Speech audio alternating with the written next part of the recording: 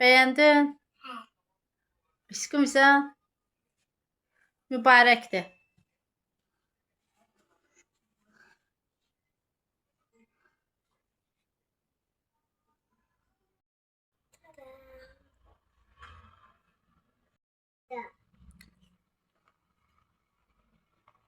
Nuray'ın seçimi bu oldu. Beğendin Nuray? Beğendim. Beğendim. Çok güzel.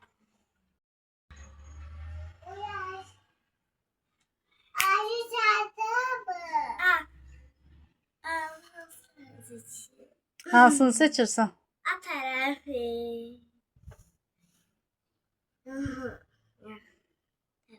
Hansını? O taraftaki hansıdır bak. Beğendin mi? Hayır, çok bakıyor. Bu da çok güzel. Bu da bu. Ramoş. Ay Ramoş bana bak. Yok. Ramoş bana bak. Hansını seçirsen hansını giyindirim. Bunu giyindirim sana. Bu. Bunu giyindirim. Git yakınlaş. Ay Allah. Giyindiririm Ramoş. Ramoş bunu istemedi. Bunu hem bunu istersen ha. Bunu istemirse. Al. Ayıca. Dayan veririm. Al Ramoş. Yes. This is Onu istedin ha Ramoş. Gel düşün aşağı giyindiririm. Mama. Ma.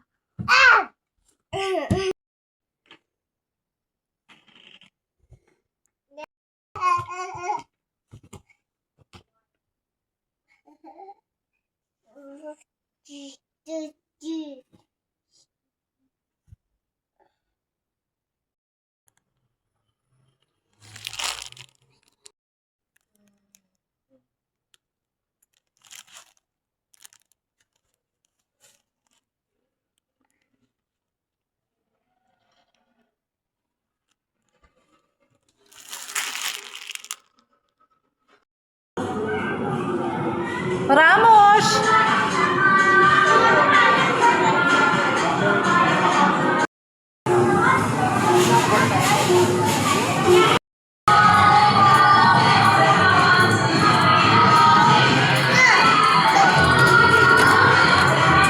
Ramoş.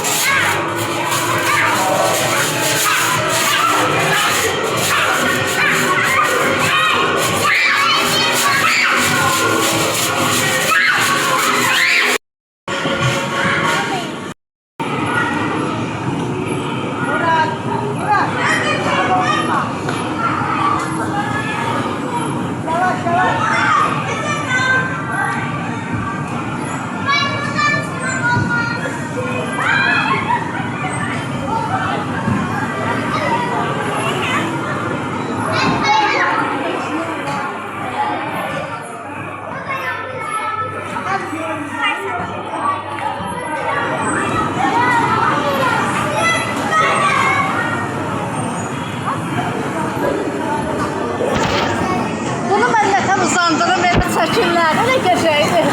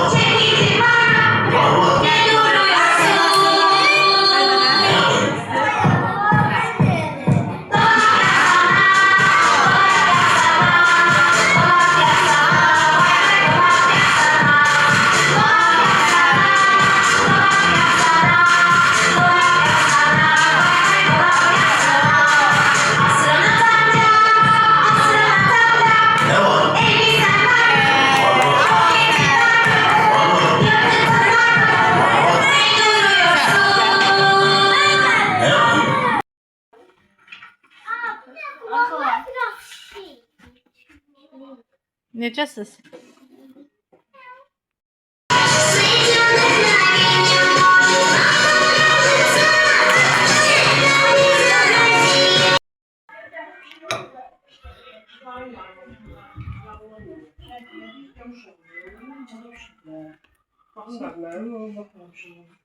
Yok tak.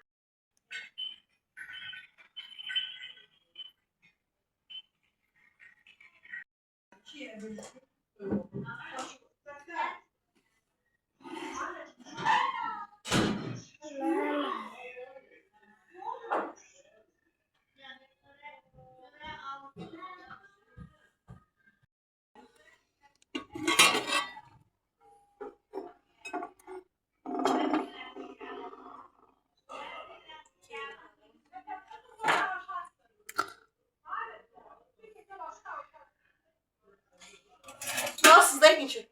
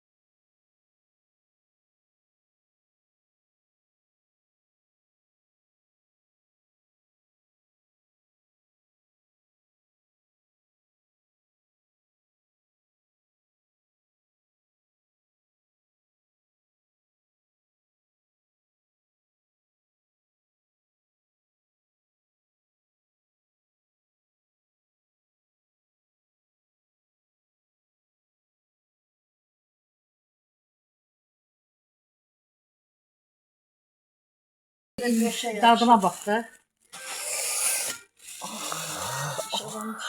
Ay yox, hadi dişqamaş düzdür. Bax. Cənnətdir.